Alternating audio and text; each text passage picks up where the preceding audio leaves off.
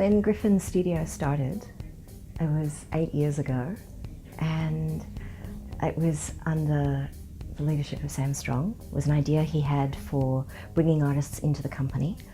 Sam wasn't with us for a long time, so I inherited a fairly new program, and we weren't sure how it was going to be working. But looking back now over those 8 years, we've had 33 artists come through the company and work with us.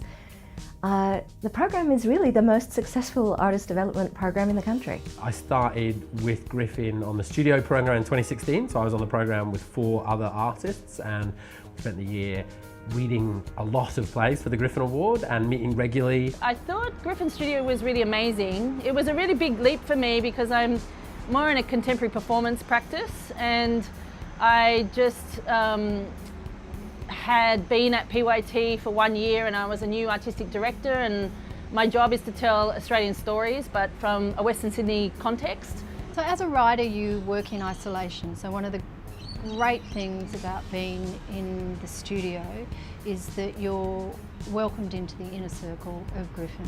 What's been great is that Griffin have, been able to give me workshops and having the opportunity to work with actors, because you can write something and be on the page, but unless you hear it, it's a different thing. So Phil called me up a couple of months ago to tell me out of the blue that I was being invited to be a studio artist. And one of the things that he said to me really stuck with me.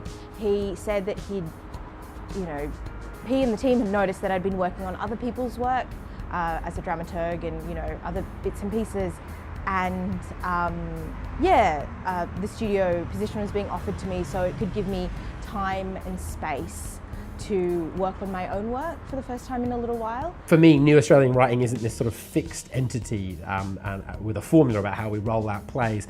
Theatre making and writing for the stage has changed in the last 10 and 20 years, and what's really fun and interesting and sort of appealing about working for this theatre company, and important, is that there's different opportunities to get different sorts of voices and different sorts of stories on the stage. So my trajectory through the studio is just one, but I think that now that I'm here as artistic associate, sort of on a daily basis trying to continue to foster and support the artists, because great plays and great stories don't appear out of nowhere. They have to be nurtured and supported and given opportunity and airtime. Of those 33 artists, 26 have gone on to have works on the Griffin stage, and we stay in touch with all of them as other works that they do that have grown from Griffin or from connections they made at Griffin make their way around the country and around the world. So I didn't know that it would work at the very beginning.